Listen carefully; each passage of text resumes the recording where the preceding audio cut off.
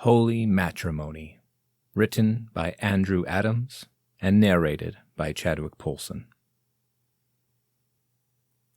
Hi, honey. Dinner is almost ready. Relax and make yourself a drink. I'll have food out for you in no time. She greets him gleefully, the same way she does every evening when he gets home from work. Way ahead of you, he replies, walking over to their bar and making himself a drink, pouring a bourbon neat, no ice or mixers required.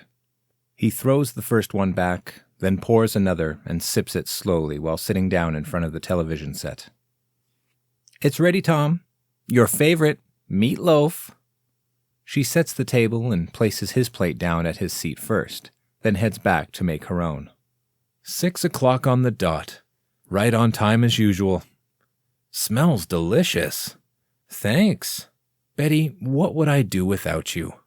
Well, you would starve, that's for sure, she replies as they share a laugh.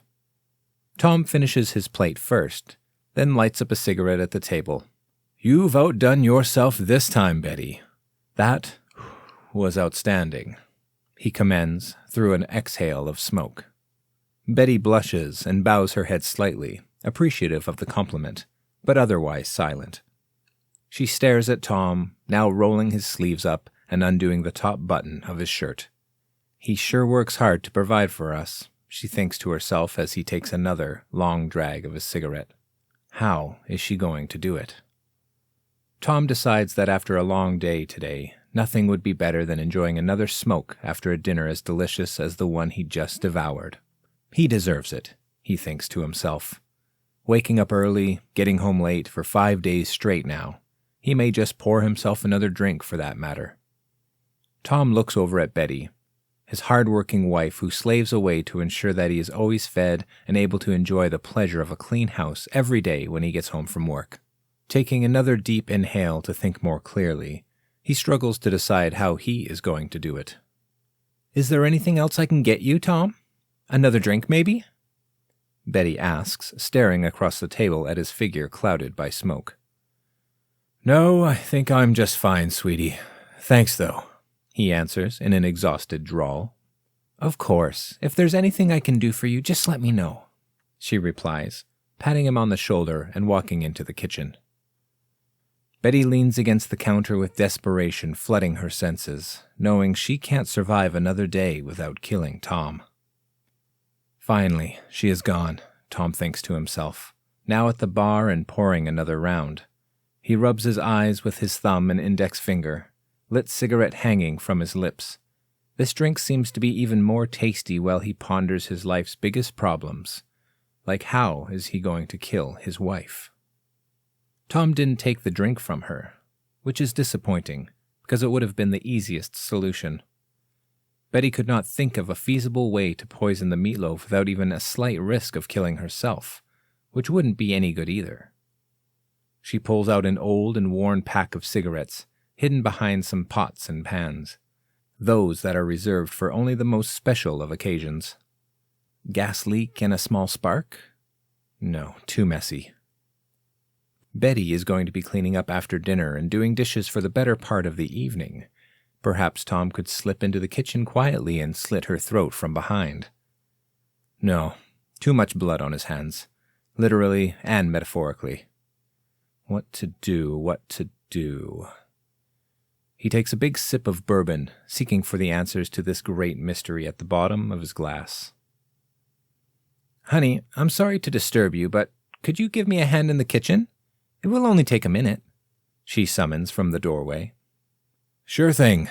How could I say no after being treated to my favorite meal? Tom replies, lumbering out of his armchair. It sounds crazy, but I was removing my wedding ring so it wouldn't get damaged while cleaning, and oh, clumsy me. It slipped out my hand and landed in the toaster. But I figured that the fork there on the counter would be able to hook it easily. I've been doing dishes and my hands are all wrinkled. Tom glances at Betty suspiciously, but this could be the moment he has been waiting for, gift-wrapped and handed to him without her knowing a thing. He picks up the fork and prepares to make his final move, although maybe if someone finds her ring in the toaster, it could lead to bothersome questions later. Okay, Just grab the ring and stab her while she is distracted putting it on. Betty grins and nods at Tom as he picks up the fork. Tom, please, I need to get back to my chores, and I would feel much better if I could put my ring away in a safe place. Tom moves toward the toaster with Betty following just behind him. Betty, you left the toaster plugged in. My goodness, where is my head tonight? I'm so sorry, Tom. You just unplug it and I will get back to my dishes. Be a dear and put the ring away when you're done. Betty turns and plunges both arms into the massive sink filled with soapy water. Too close of a call. What if Tom suspects her now? Tom stares at Betty's back as she is now lost in her own world again. He reaches to unplug the toaster, which is, so coincidentally plugged in next to the sink. What if he gives her a bit of clumsiness in return and knocks the toaster into the sink water while trying to unplug it? Tom elbows it sharply, then turns quickly to get a good view of the electrocution, only to see Betty scurrying out of the room. Where in the world could she be going now? Think on your feet. Go after the cigarettes? No, that would take too much time, and what are the odds he picks the one that would probably look funny after being tampered with? Betty dries off the knife she was washing in the sink and hides it in her apron pocket. Dear, is everything all right? Tom asks while walking into the living room, hiding a knife of his own. He takes slow and deliberate steps so as not to arouse suspicion from his wife. I'm fine, honey. I just think I'm going to head to bed, she replies with her back against the hallway wall, knife raised in case Tom rushes around the corner unexpectedly. Don't worry about the mess. I'll feel better after some rest and everything will get taken care of then. Okay, Betty, feel better. Tom silently rushes up to the wall she was hiding behind and takes a large slash around it, stabbing the knife into the center of a picture frame and knocking several of them down. He hears the shower turn on from their bedroom, buying at least a few minutes to think. She's in the shower. Maybe she could drown. No. How could she possibly drown in the shower? Think, Tom. How did we get into such a predicament? Tom was supposed to be dead the moment he came home. At least the shower and nap will buy some time to regroup and adjust the plan. Maybe it would be best to fake sleeping for a few hours until Tom goes to bed and do it then. Oh, perfect. Tom is already in bed now. I can murder him without him ever knowing. Tom lays in bed, still as a cadaver, and pretending to sleep so Betty will lay down and allow him to finish this charade. Oh, good. She is out of the shower and coming to bed now. This will be over in no time. A simple suffocation should be quite effective, although Tom feels himself having second thoughts. On one hand, Betty has to be murdered, but on the other, who will make meatloaf now? Certainly, Tom thinks, there is nobody alive that could possibly make a meatloaf as good as Betty's. Feeling his stomach contracting and nearly about to growl while thinking of meatloaf, a pillow smothers Tom's face and he is pinned down from both sides of his head with a body sitting on his chest. Frantically thrashing about the bed, Betty underestimates Tom's strength and is unable to hold the pillow against him firmly enough to do the trick. She panics, yet doubles down on her efforts to finally kill her husband and decides to hold on with every ounce of murderous impulse she has left. Tom fights for breath between extended periods of going without, desperately trying to free himself from this unknown assailant. This couldn't possibly be Betty. There is absolutely no way she would know he wanted to butcher her tonight, is there?